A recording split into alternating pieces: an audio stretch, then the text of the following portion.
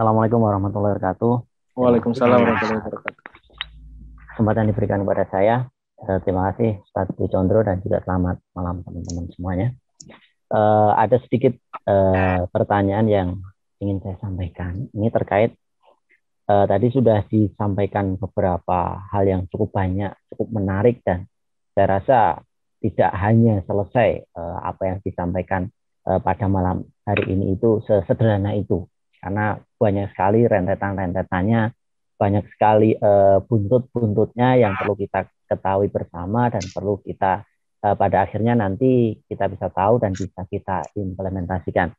Yang menjadi pertanyaan saya adalah saya cukup kebingungan nih karena tadi juga dibahas pasca keruntuhan khilafah sehingga dulu khilafah itu bahkan terbayangkan pun tidak kemudian keruntuhannya dan ternyata memang betul runtuh sehingga kemudian segala sistem dan yang lain sebagainya itu seolah-olah eh, tidak bisa apa namanya diwariskan atau dijalankan lagi dan saya pun juga ya memang demikian karena tidak ada sebuah institusi apabila itu digerakkan memang tidak ada institusi yang kemudian melindungi. Nah di sini setelah kita tahu setelah teman-teman di sini tahu bagaimana solusi bukan bagaimana sistem ekonomi Islam itu pun dengan berbagai macam gimmick-gimmicknya saya ingin tanyakan adalah seperti apa selanjutnya karena apa karena implementasi ini kan berada di wilayah apa ya muhayyar atau hal-hal yang bisa kita kuasai sehingga akan terjadi seperti apa apakah cukup kemudian kita paham kemudian kita tidak bisa melakukan apa-apa nih karena apa karena ini kan sistem yang kemudian eh, dalam hal ini sistem tentu saja besar dan tidak bisa itu dilawan atau bahkan didisrupsi oleh individu-individu. Dan dalam sistem ini pun saya juga mendapati beberapa kebingungan.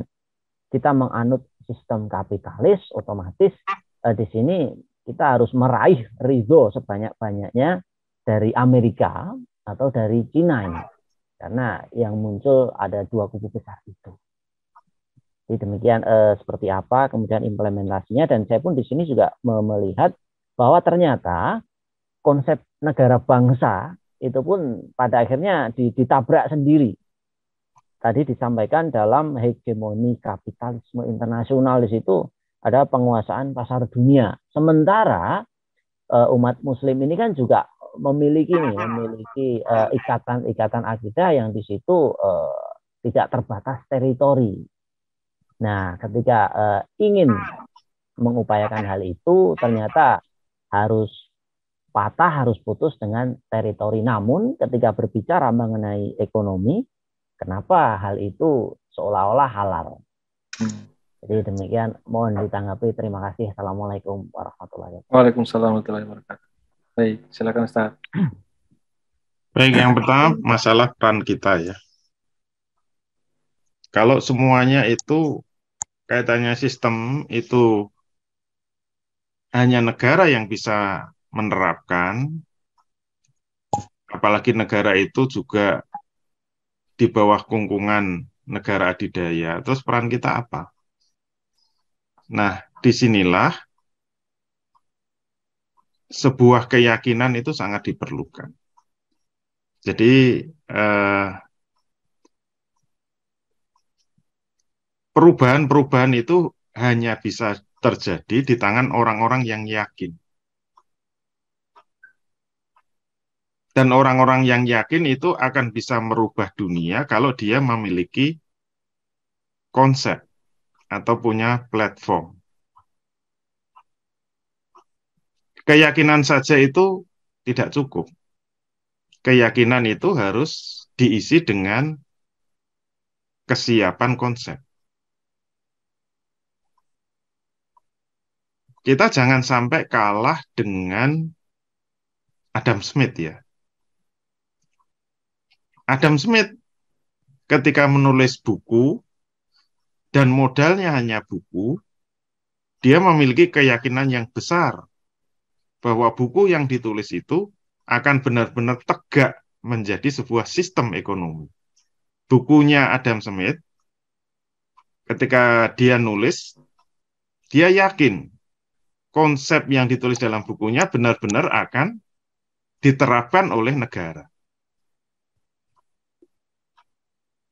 Kalau Adam Smith nggak yakin, ya bukunya akan tetap menjadi buku.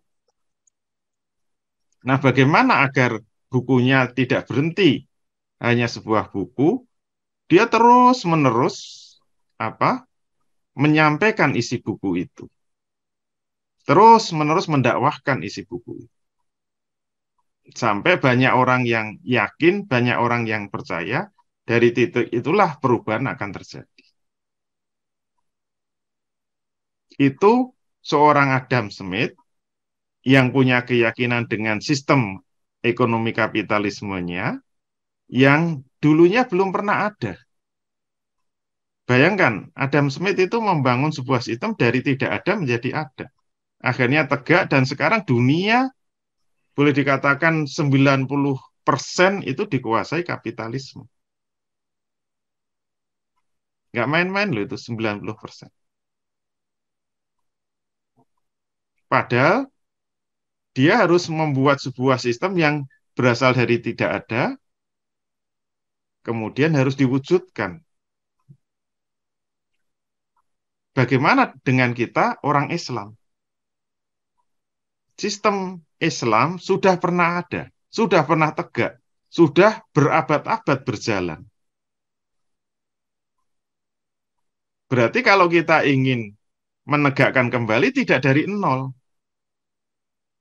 Mestinya jauh lebih mudah. Kenapa? Sudah pernah dijalankan, sudah pernah ada contohnya.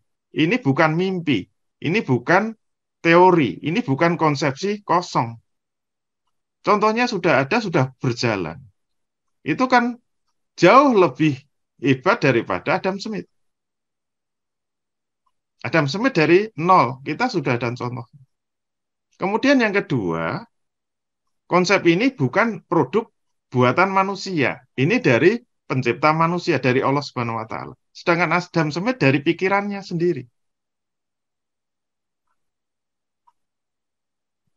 Kemudian yang ketiga, Adam Smith mulai dari sendirian. Kita bermodalkan umat Islam 2 miliar. Kalau kita merasa tidak yakin, harus malu dengan Adam Smith. Mestinya gitu. Kita punya 3 modal. Yang pertama sudah pernah diterapkan, 13 abad. Yang kedua, ini bukan konsep manusia, konsep dari Allah pencipta manusia. Kemudian yang ketiga, yang meyakini Islam itu tidak seorang diri, 2 miliar manusia. Mestinya kita lebih yakin. Dan seharusnya lebih cepat daripada bukunya Adam Smith. Tapi kenapa kok kemudian lebih lama, lebih lambat? Ya karena dihadang oleh iblis dan tentara-tentara. Masalahnya itu. Kalau Adam Smith kan didukung iblis. Yang nomor 2, masalah negara bangsa. Sebenarnya negara bangsa itu sudah rapuh ya, sudah rapuh. Sudah mulai ditinggalkan.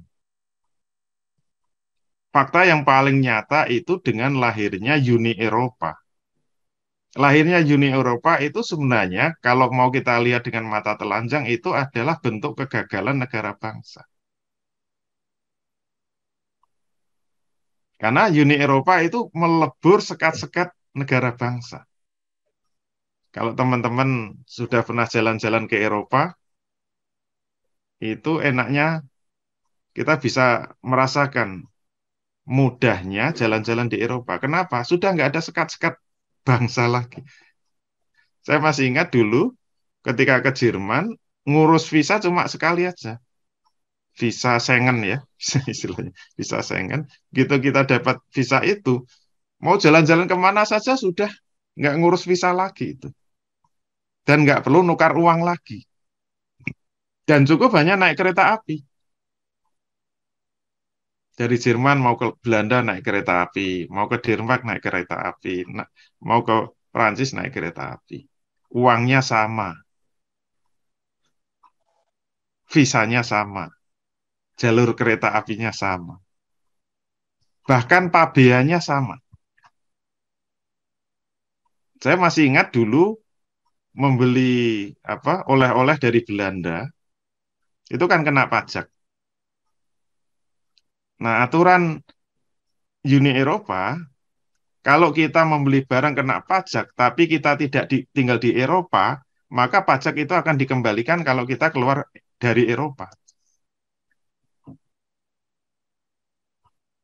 Mengklaimnya di mana? Di bandara. Dan bandara seluruh negara Uni Eropa. Bayangkan saya belinya itu di Belanda, kemudian dapat pajak, kena pajak, terus saya pulangnya dari Jerman. Nah, ketika di bandara itu ditawari, mau diklaim nggak pajaknya? Kalau diklaim, pembayaran pajak kita dikembalikan di bandara itu. Padahal itu bandara Jerman. Saya belanjanya di Belanda.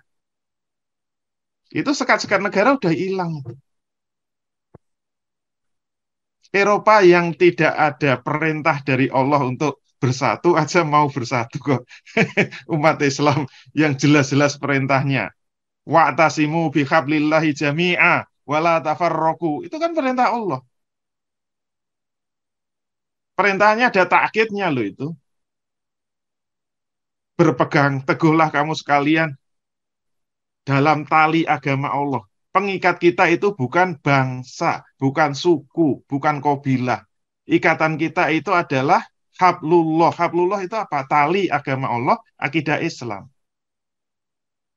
Kita diperintahkan untuk bersatu dalam tali agama Allah. Ikatan persatuan kita adalah akidah Islam. Takkidnya apa? Wala tafarraqu. Dan janganlah kamu terpecah belah. Itu perintah yang kuat sekali itu. Eropa nggak ada perintah untuk bersatu. Mau bersatu. Umat Islam diperintah bersatu malah menolak, memilih piagam PBB.